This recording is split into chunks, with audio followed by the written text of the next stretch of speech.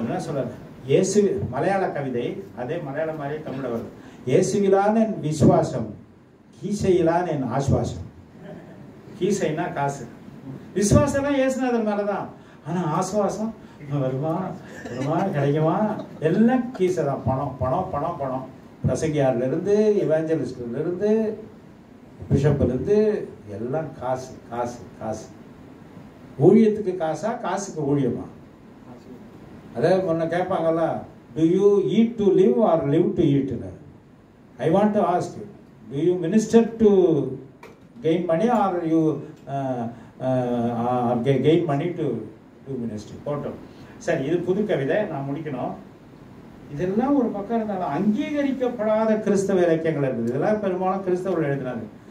இது கிறிஸ்தவ இலக்கியமான தெரியாத இலக்கியம். மறைமுகமா இயேசு கிறிஸ்து என்கிற பெயரை வெளிப்படையா சொல்லாம, கிறிஸ்தவத்தை பற்றி வெளிப்படையா சொல்லாம இருக்கிற அப்படிப்பட்ட இலக்கியங்களில் முதன்மையான இலக்கியமாகிய தமிழ் சித்தர் இலக்கியங்களை தான் நான் ஆய்வு செய்வேன். தமிழ் சித்தர் இலக்கியங்களும் விவிலியமும் கடவுட்கொள்கைகள், காட் கான்செப்ட், அதுதான் என்னுடைய PhD தீசிஸ். 85ஆம் வருஷத்துலேருந்து 86ஆம் வருஷத்துலேருந்து செஞ்சு 92லேயே பட்டம். எந்த கிறிஸ்தவ இறையியல் கல்வியில் அல்ல, கிறிஸ்தவ திருச்சபையில் அல்ல, பாரதிதாசன் பல்கலைக்கழகம் என்ற செக்குலர் யூனிவர்சிட்டியில் வாங்கி இன்று வரைக்கும் தொடர்ந்து எழுதி கொண்டிருக்கிறேன். சித்தர் பற்றி நான் ஒப்பிட்டு எழுதுகிற அந்த கட்டுரைகளை அவர்களும் படிக்கிறார்கள். இங்கே அண்மையில் மதுரையில் இருக்கிற ஒரு நிறுவனம், அவங்களும் கிறிஸ்தவர் அல்லாதவர்கள், சித்தர் பாடல்களும் பைபிளும் கிறிஸ்தவ கருத்துக்களும்னு ஒப்பீடு எழுத சொன்னாங்க. தொடர் கட்டுரையா 12 கட்டுரை எழுதி அதை அவர்களே பதிப்பிட்டு இருக்கிறார்கள். இங்கே சில பிரதிகள் மட்டும் கொஞ்சம் ஒரு நூல்கள் இருக்கிறது, நீங்கள் வாங்கலாம். அதில் பல தலைப்புகளில் சித்தர்கள் என்ன சொல்கிறாங்க, பைபிள் என்ன சொல்லுங்க, சித்தர் என்ன ஒப்பிட்டு சொல்லியிருக்கிறோம். அந்த சித்தரில் ஒரு சித்தர் அகஸ்திய சித்தர், இவர் எழுதின பாட்டு இயேசு கிறிஸ்துன்னு அதில் பேர் இருக்காது. ஆனால் இயேசு கிறிஸ்து தவிர வேற யாருக்கும் பொருந்தாது. அந்த பாட்டை பிஷப் ராபர்ட் கால்டுவெல் என்ன பண்ணுவாராம், அது தமிழில் ஒரு பக்கமும் அதை டிரான்ஸ்லேட் பண்ணி ஆங்கிலத்தில் ஒரு பக்கமும் எழுதி அவருடைய டேபிள் மேலே எப்போ வச்சிருப்பாராம். அதை வைத்து அவர் காலை தியான வேளையில் அந்த பாட்டை பார்த்துட்டு தான் ஜெபம் பண்ணுவாராம். அந்த பாட்டு என்ன பாட்டு தெரியுமா? கேளுங்க, அருமையான பாட்டு. வணங்குவாய் ஜெகஜோதி ஒருவனாகி, வணங்குவாய் ஜெகஜோதி ஒருவனாகி, மாநிலத்தை ஒரு நொடியில் வகுத்து மண்ணில் குணமான மனிதரையும் படைத்த பின்பு குவலயத்தில் தான் உதித்து குருவாய் வந்து கனமான சம்சாரம் ஒன்று இல்லாமல் சந்நியாசி போல் இருந்து தவத்தை காட்டி அன்பான சித்தர்களை இருத்தி போட்டு அகண்டதளம் சென்றவரை அண்டுவாயே. இந்த பாட்டை 2வது சொல்லத்து கூட வேற இல்ல. இறைவன் இந்த உலகத்துல வந்து தானே குருவாக வந்து தெய்வீகத்தை தவத்தை போதித்து, சன்னியாசி போல இருந்து தவத்தை போதித்து, பிறகு தன்னை கொடுத்து தன்னுடைய சீடர்களை தன் பணியை செய்ய இந்த உலகத்தில் மீண்டும் நிறுத்தி போட்டுவிட்டு தான் அகண்டதளம் சென்றவரை அண்டுவாயே, இவரை அண்டி கொண்டால்தான் உனக்கு முக்தி கிடைக்கும் என்று ஒரு அகத்திய சித்தர், அகத்திய ஞானம் 30. இது கிறிஸ்தவ புக்கில் போட்டதில்லை. கிறிஸ்தவர் அல்லாதவர்கள் பதிப்பில் இந்த பாடலை எடுத்து நான் ஆய்வு செய்திருக்கிறேன். பழைய நஞ்சு போன பேப்பர்ல இருந்துலாம் நான் ஆராய்ச்சி பண்ணி எடுத்திருக்கிறேன். ஏன்னா கிறிஸ்தவர்களுடைய எடிஷன் பதிப்பில் போட்டால் நீங்களே எழுதிக்கிட்டீங்கன்னு சொல்லுவாங்க. ஆனால் இதை பற்றி பின்னால விரிவாக ஞானசிகாமணி என்பவர் நூல் எழுதினார், அதெல்லாம் வேற.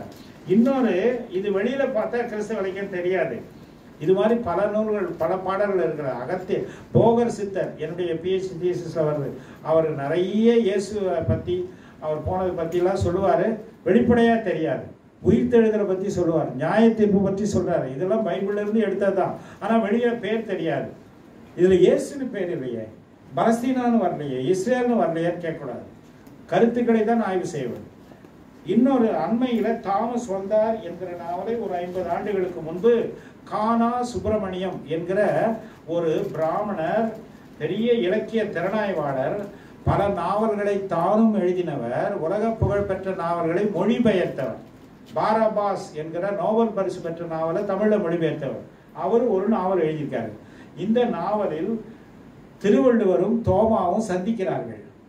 தோமா திருவள்ளுவர் ஏற்கனவே மயிலாப்பூர்ல ஒரு குருவாக, ஞான குருவாக தன் சீடர்களை வைத்து அவர் தன்னுடைய கருத்துக்களை பரப்பி கொண்டிருக்கிறார். அவரோடு ஒரு யூத குடும்பம் வந்து, யூத குடும்பத்தை சேர்ந்த வாலிபர் தொடர்பு கொள்கிறார். வள்ளுவர் வந்து சின்ன வாலிபனா அப்பதான் தொடங்குறார்.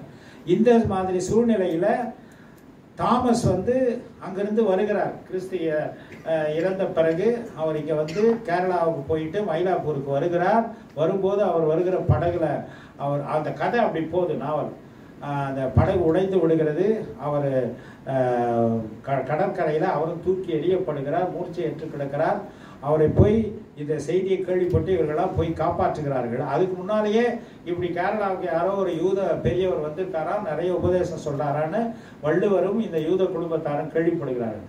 அதற்கு பிறகு இப்படி அவர் இறந்து மூர்ச்சி விட்டு கிடக்கிறவர் இங்கே கடற்கரையில், மயிலாப்பூர் கடற்கரையில் வந்து அவர் உயிரோட அவரை பிழைத்து எடுத்த பிறகு, அவர் மூர்ச்சி தெளிந்து எழுந்த பிறகு அவரும் வள்ளுவரும் நண்பர் ஆகிறார்கள். அந்த யூத குடும்பம் அவருக்கு உதவுகிறது. அவர் இயேசுவின் போதனைகளை சொல்ல ஆரம்பிக்கிறார். அந்த போதனைகளில் வள்ளுவரே மனம் மாறி அவருக்கு நண்பராகிறார்.